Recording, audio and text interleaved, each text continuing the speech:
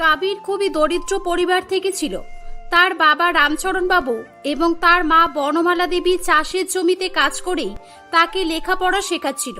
কাবির খুবই বুদ্ধিমান ছিল, তাই সে তার পড়াশোনা কমপ্লিট করতে শহরের কলেজে গিয়েছিল। দেখো রিমিতা, আমি তোমাকে কখনোই ভালোবাসতে পারবো না, কারণ আমি তোমার যোগ্য নই। আর আমি যেখানে একটা চাষির ছেলে, যার বাবা লোকের জমিতে দিন মজুরি করে পেট চালায়, আমার সঙ্গে তোমার মিল কখনোই হবে না। যেখানে তুমি কিনা।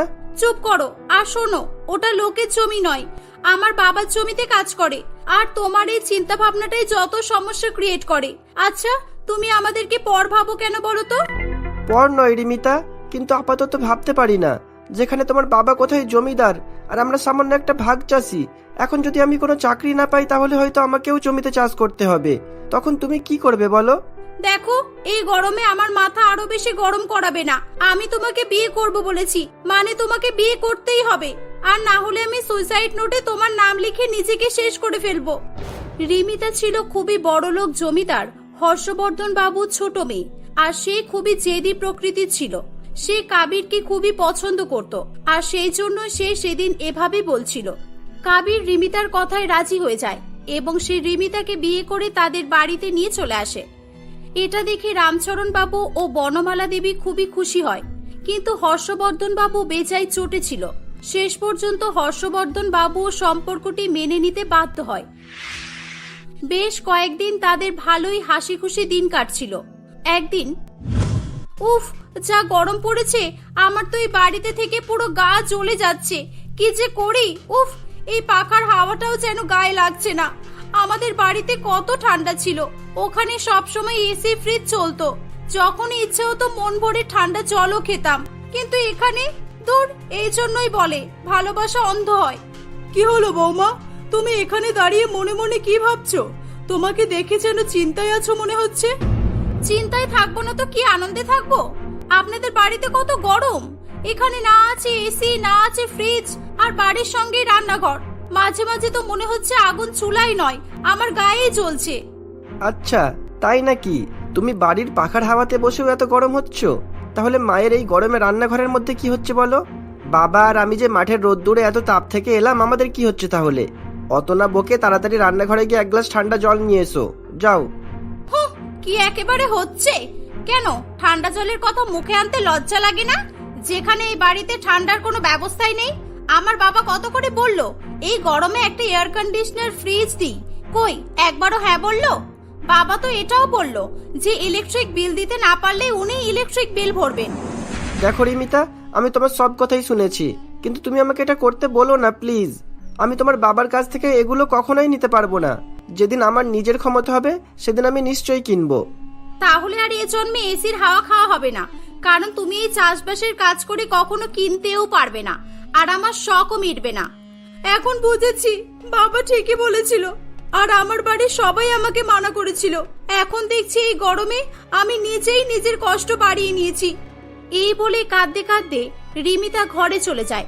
তাকে কাঁদতে দেখে সকলেই দুঃখ হলেও তাদের কিছু করার ছিল না, কারণ রামচরণ বাবু এর আগেই জমিদার বাবু হর্ষবর্ধন বাবুর কাছ থেকে কাবিরের পড়াশোনার জন্য অনেক টাকা ঋণ নিয়ে রেখেছিল, আর এখন সে সেই ঋণগুলোকেই মেটাচ্ছিল। রামচরণ বাবু খুবই পরিশ্রমী ছিল, আর সে এই অত্যাধিক গরমেও কাজ করা বন্ধ করছিল না। যেখানে গ্রামের অধিকাংশ মানুষজনই গরমের কারণে তাদের বাড়ি থেকে বের হতেও পারছিল না। এভাবেই আরো বেশ কয়েকদিন কেটে যায়। এমনই একদিন রামচরণ বাবু সকাল সকাল কাজে বেরিয়ে পড়েছিল। তখন রাস্তায় তার সঙ্গে মদনের দেখা হয়। আরে মদন যে, তুমি এত সকাল সকাল কোথায় বের হলে? আমি জমিদারের জমিতে কাজ করতে যাচ্ছি। আসলে আমার অনেকটাই ঋণ বাকি আছে, আর এখন যে গরম পড়েছে, দিনের বেলায় মাঠে থাকাটা অসম্ভব হয়ে পড়ছে। তাই ভাবছি সকাল সকাল কাজ মিটিয়ে বাড়ি ফিরে যাব, আর বাড়িতে গিয়ে নিজেরও কিছুটা কাজ করতে পারবো, তাই আর কি। কিন্তু রামচরণ, আমি তো শুনেছি জমিদার তোমার আত্মীয়, তাই তোমার ঋণ তো মকুফ করে দেওয়ার কথা, তাই না? আর এত গরমে লোক যেখানে বাইরেই বের হতে পারছে না, সেখানে তুমি জমিতে কাজ করবে কিভাবে? না মদন, তা বললে চলবে না। কাজ তো আমাকে করতেই হবে, যেখানে যতই গরম লাগুক না কেন। এই যা, অনেকটাই দেরি হয়ে গেল, আমি এখন আসছি। এই বলে রামচরণ সেখান থেকে চলে যায়। এভাবে সে গরমকে হার মানিয়ে প্রতিদিন জমিতে কাজ করত। এদিকে রিমিতা গরমের কারণে তখনও রেগেছিল। একদিন সে তার বাবাকে ফোন করে তাদের একটা এসি কিনে দেওয়ার কথা জানায়। হর্ষবর্ধন বাবু রিমিতার বাড়িতে এসি পাঠালে, ও আচ্ছা আপনি এসে গেছেন, এই তো এখানে রাখুন, আর ওই যে ওই দেয়ালটা দেখছেন ওখানেই এটা সেট হবে। হ্যাঁ ম্যাডাম, দিচ্ছি। কি হলো রিমিতা, তোমাকে এত মানা করা সত্ত্বেও তুমি তোমার বাবার কাছ থেকে এসিটা চাইলে? গরম আর কতদিনই বা থাকবে বলো, কিন্তু নামটা সারা জীবন থেকে যাবে। দেখো গরম কতদিন থাকবে সেটা আমি জানি না, কিন্তু আমি আর 1 ঘন্টাও এই গরমে থাকতে পারবো না। ওকে, এখন যার যার এসি পছন্দ নয় সে মাঠে গিয়ে রোদ্দুরে দাঁড়িয়ে থাকতে পারে। তুমি বাচ্চাদের মতো কথাবার্তা বলো না রিমিতা। আমি পরের কাছ থেকে কোনো জিনিসই নিতে পারবো না, প্রয়োজনে আরো দ্বিগুণ কষ্ট করতে রাজি আছি। আর তুমি জানো না এই এসিটার জন্য আমাকে পরের কাছে কত কথা শুনতে হবে। ও তাহলে বেশ তো, এতই যদি তুমি আমার বাবাকে পর ভাবো তাহলে তুমি ভাবোই না, এটা তোমাকে আমার বাবা বাকিতে দিয়েছে, আর আমার বাবার জমিতে কাজ করে মিটিয়ে দাও। যেভাবে তোমার বাবা নিজের ঋণ মেটাচ্ছে সেভাবেই। কি পারবে না তো? আমি জানতাম মুখে বলা যায়, কিন্তু রোদে বের হলে না সকলেরই শুকিয়ে যায়।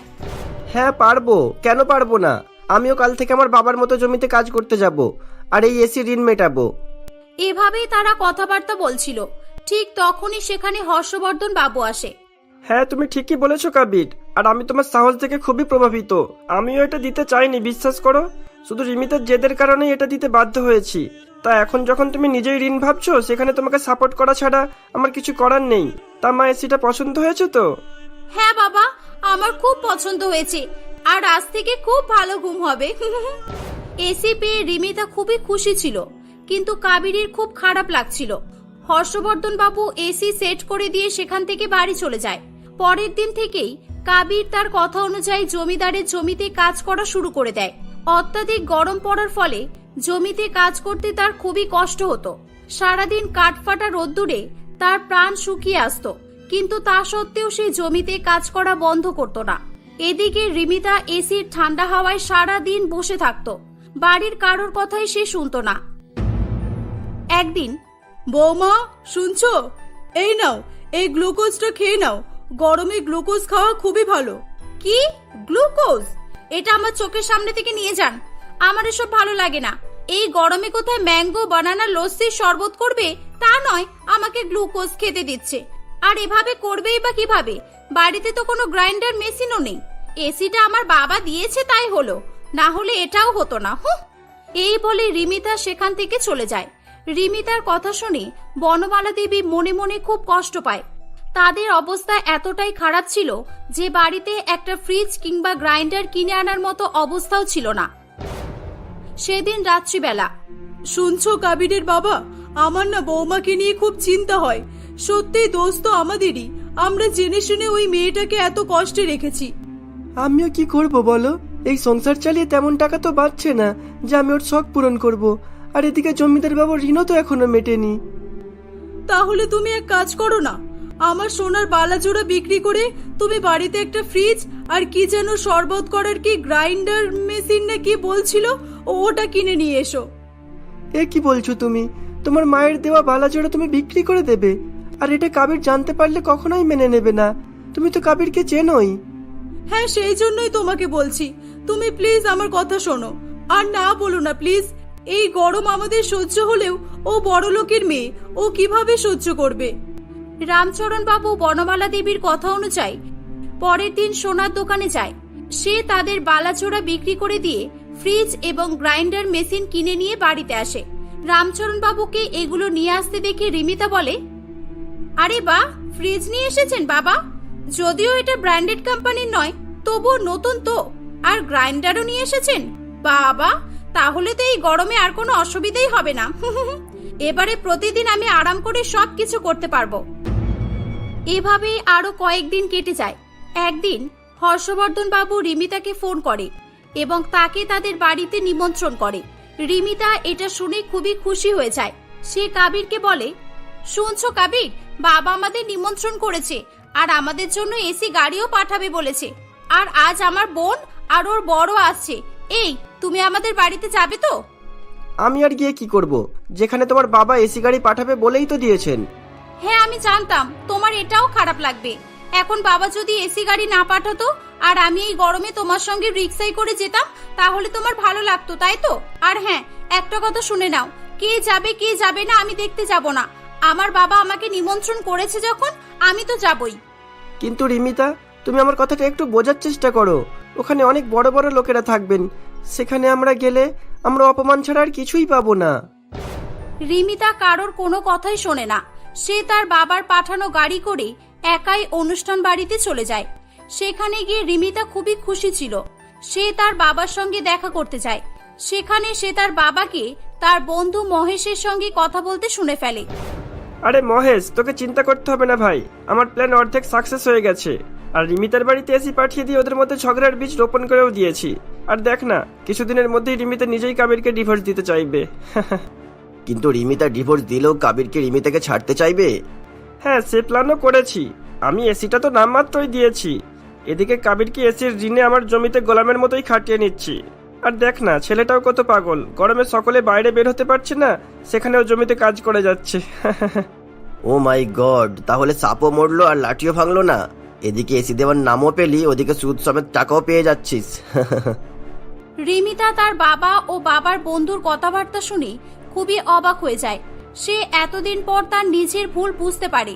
তার বাবা যে তাদের সংসার ভাঙার জন্যই এসব করেছে, এটা সে বুঝতে পারে। রিমিতা তাদেরকে কিছু না জানিয়েই সেখান থেকে বাড়ি চলে আসে। বাড়িতে এসে কাবির এবং তার বাবা মায়ের কাছে সে ক্ষমা চায়। পরের দিনই সে তার বাবা হর্ষবর্ধন বাবুকে এসি ফেরত দিয়ে দেয়। কয়েকদিন পর কাবির একটি ভালো চাকরি পায়। সে নিজের টাকাতেই একটি এসি কিনে নেয়। এভাবেই তারা সুখে শান্তিতে বসবাস করতে থাকে। কণিকা ও মনিকা নামে দুই যমজ বোন তাদের বাবা ও মায়ের সঙ্গে বোলপুর গ্রামে বাস করত। কণিকা ছিল মনিকার থেকে মাত্র 15 মিনিটের বড়। সে খুবই বোকা ও সরল প্রকৃতির মেয়ে ছিল। অপরদিকে মনিকা ছিল খুবই চালাক চতুর মেয়ে। একদিন, মা ও মা, আমার কলেজের অ্যাসাইনমেন্টের জন্য আমাকে বেশ কিছু জিনিস কিনতে হবে। মনিকাকে বলো না আমার সঙ্গে একটু যেতে। এত বড় হয়ে যাওয়ার পরও তুই একা একা বাইরে যেতে পারিস না। তোর কপালে যে কি আছে উপরওয়ালাই জানে। দাঁড়া, আমি মনিকাকে বলছি যেতে। পম্পা দেবীর কথায় মনিকা তার বোনকে নিয়ে মার্কেটে চলে যায়। এই, তোর যা কেনার কিনে নে যা। আমি আমার বন্ধুদের সঙ্গে একটু দেখা করে আসি, ততক্ষণ কেনা হয়ে গেলে তুই এখানেই দাঁড়িয়ে থাকিস আমার জন্য। আর তোর যদি একা একা বাড়ি যাওয়ার ক্ষমতা হয় তাহলে একাই চলে যাস। এই বলে মনিকা কণিকাকে সেখানে ছেড়ে চলে যায়। কণিকা মন খারাপ করে তার প্রয়োজনীয় জিনিসপত্র কিনে নিয়ে মনিকার জন্য অনেকক্ষণ ধরে ওয়েট করতে থাকে। কিন্তু 3 ঘন্টা হয়ে যাওয়ার পরও মনিকা সেখানে আসে না। তাই কণিকা খুব ভয় পেয়ে কান্না শুরু করে। তখন তাদের গ্রামের এক চেনা পরিচিত লোকের সঙ্গে কণিকার দেখা হয়। কণিকা তার সঙ্গে বাড়ি চলে আসে। সে বাড়ি এসে তার মা ও বাবার সামনে অনেক কান্নাকাটি করে। সরি মা, আমি ভুলে গিয়েছিলাম, আমার একটুও মাথায় ছিল না। আর তাছাড়া কণিকা তো এখন বাচ্চা নয় যে ও একা একা বাড়ি আসতে পারবে না। মনিকার এমন ব্যবহারে তার বাবা মা সব সময় খুব রেগে যেত। বেশ কয়েক মাস পর পম্পা দেবীর ইচ্ছায় কণিকা ও মনিকার একই পরিবারের 2 ছেলের সঙ্গে বিয়ে দিয়ে দেওয়া হয়। কণিকার বিয়ে হয়েছিল বড় ছেলে মহেশের সঙ্গে, আর মনিকার প্রতাপের সঙ্গে বিয়ে হয়েছিল। বিয়ের পর, আচ্ছা, তোমাদের দুজনের মধ্যে কণিকা কোনটা আর মনিকা কোনটা? কে কণিকা আর কে মনিকা আপনি জেনে কি করবেন? সেই তো হিটলারের মতো শুধু হুকুম করবেন। শাশুড়িদের আর তো কোনো কাজ থাকে না, শুধু কণিকা নামটাই মনে রাখবেন। যখনই কোনো দরকার পড়বে শুধু কণিকা কণিকা বলেই ডাকবেন, তাহলেই হবে। এই বলে মনিকা নিজের ঘরে চলে যায়। বুঝলাম, তুমি হলে কণিকা আর ওই অসভ্য মেয়েটি হলো মনিকা, তোমার বোন। বিয়ের পর মনিকা বাড়ির কোনো কাজই করত না। বাড়ির সমস্ত কাজ করা, সকলের খেয়াল রাখা কণিকা একাই করত। এভাবেই কয়েক বছর কেটে যায়। কণিকা সুন্দর ফুটফুটে এক ছেলের জন্ম দেয়। বাড়ির সকলেই আনন্দে মেতে ওঠে। অপরদিকে মনিকাকে ডাক্তার জানায় যে সে কোনোদিনও মা হতে পারবে না। তাই দেখে মনিকা ও প্রতাপের খুব রাগ হয়। একদিন, মনিকা, তুমি তো কোনোদিনও মা হতে পারবে না, কিন্তু আমি এটা কিছুতেই মেনে নিতে পারছি না। হ্যাঁ প্রতাপ, আমারও খুব কষ্ট হচ্ছে। মনিকা, মনিকা, শোনো না আমার কথা। আমার বাচ্চা চাই, আমি বাবা ডাক শুনতে চাই। আমি কিচ্ছু জানি না। তোমার বোনের ছেলে চিন্টুকে তুমি নিয়ে নাও তোমার বোনকে বলে।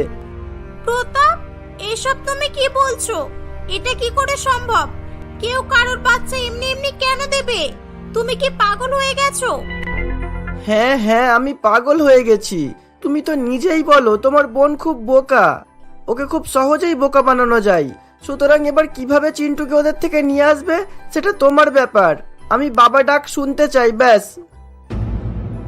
মনিকা প্রতাপের কথা মতো কণিকার কাছে যায়। কণিকা, চিন্টুকে একটু দিবি আমায়? একটু দে না আমাকে প্লিজ।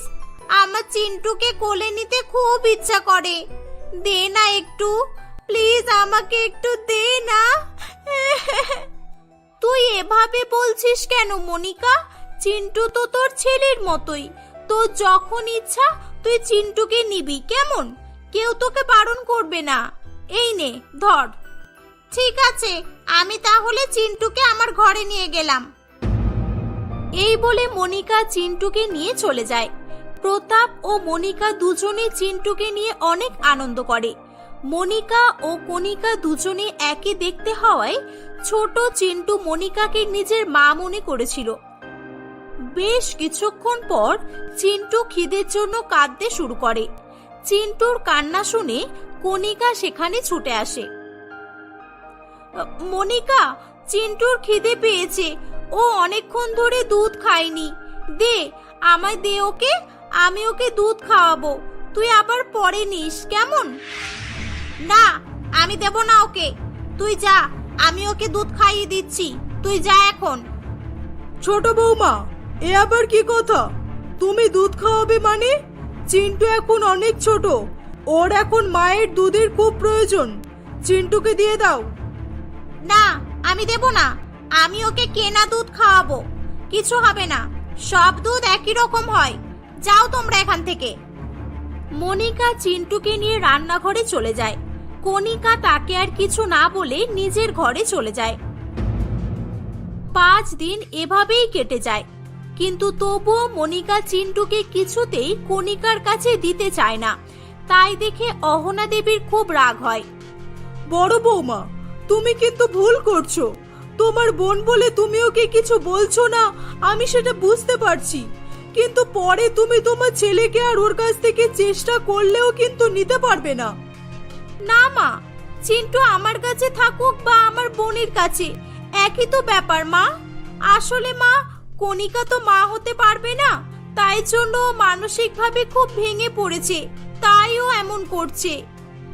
একদমই নয়, এগুলোকে পাগলামি বলে।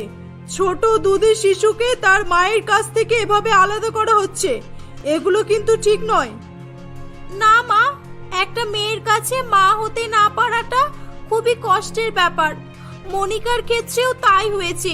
কিছু হবে না মা, দেখি না চিন্টু ওর মাসির কাছে কতদিন থাকতে পারে। দেখতে দেখতে 1 মাস কেটে যায়। কণিকা চিন্টুর কাছে যাওয়ার চেষ্টা করলেই মনিকা তাকে অনেক উল্টোপাল্টা কথা বলে।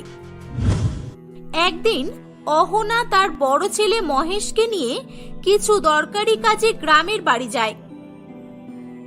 মনিকা, এই সুযোগ, এতদিন ধরে আমরা যেই দিনটার জন্য অপেক্ষা করছিলাম সেই দিনটা চলে এসেছে।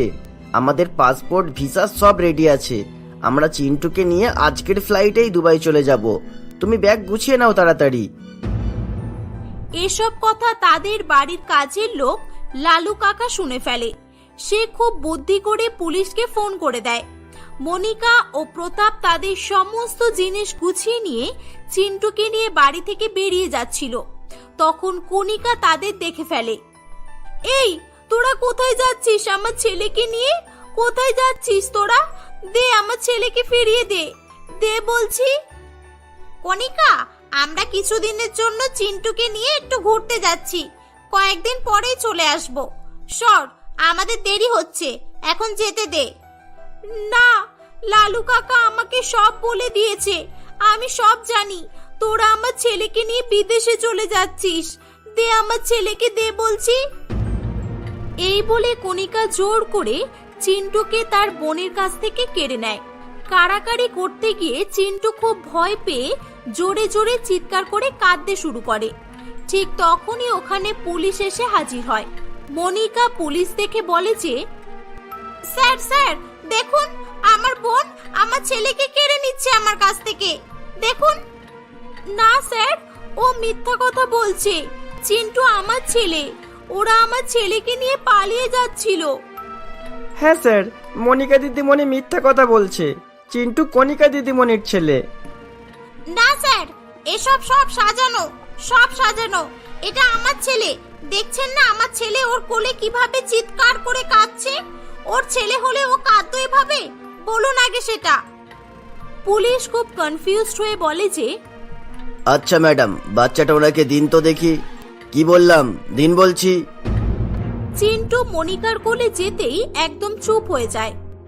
আমাদের আর কিছু বুঝতে বাকি নেই, বাচ্চাটা মিসেস মনিকারই। আপনি এতক্ষণ মিথ্যা কথা বলছিলেন তাই তো? চলুন এবার থানায় চলুন। এই যে মিসেস মনিকার মিস্টার প্রতাপ, আপনারা যেখানে যাচ্ছিলেন যেতে পারেন এবার। তখন হঠাৎ করে ওখানে ডাক্তার কালীপদ বাবু চলে আসে। না, একদম না, আপনারা ভুল করছেন স্যার। এই বাচ্চা মনিকার নয়, এটা কণিকার বাচ্চা। আমি ডাক্তার কালীপদ দাস, আমি নিজে কণিকার ডেলিভারি করেছি। আর মনিকার চেক আপ করে আমি নিজেই জানিয়েছিলাম যে ও কোনোদিনও মা হতে পারবে না। এই যে দেখুন, এখানে সব ডকুমেন্টস আছে। পুলিশের আর কিছু বুঝতে বাকি থাকে না যে প্রতাপ ও মনিকা মিথ্যা কথা বলছিল। পুলিশ চিন্টুকে কণিকার হাতে তুলে দেয়। এই নিন আপনার ছেলে। আর এই যে আপনারা, বাচ্চা চুরির অপরাধে আমি আপনাদের গ্রেপ্তার করছি। চলুন এবার জেলে দুবাইয়ের হাওয়া খাবেন। না স্যার, এমন করবেন না, ওদের ছেড়ে দিন দয়া করে। ওরা তো আমার বাচ্চাকে ফিরিয়ে দিয়েছে, আর ওরা তো ওদের ভুলও স্বীকার করে নিয়েছে। এবার ওদের ছেড়ে দিন প্লিজ। পুলিশ কণিকার অনুরোধে তাদের ছেড়ে দেয়। এসব দেখে কণিকা ও প্রতাপ নিজেদের ভুল বুঝতে পারে।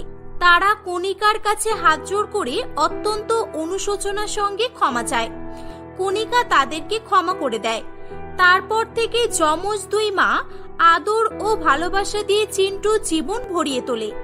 সকলে এভাবেই হাসি খুশি জীবনযাপন করতে থাকে। বন্ধুরা, আমাদের আজকের গল্পটি তোমাদের কেমন লাগলো কমেন্ট করে জানাও। গল্পটি ভালো লাগলে লাইক করো এবং তোমার বন্ধুদের সঙ্গে শেয়ার করো। আর তোমরা যদি আমাদের চ্যানেলে নতুন হও, চ্যানেলটিকে অবশ্যই সাবস্ক্রাইব করো। ধন্যবাদ।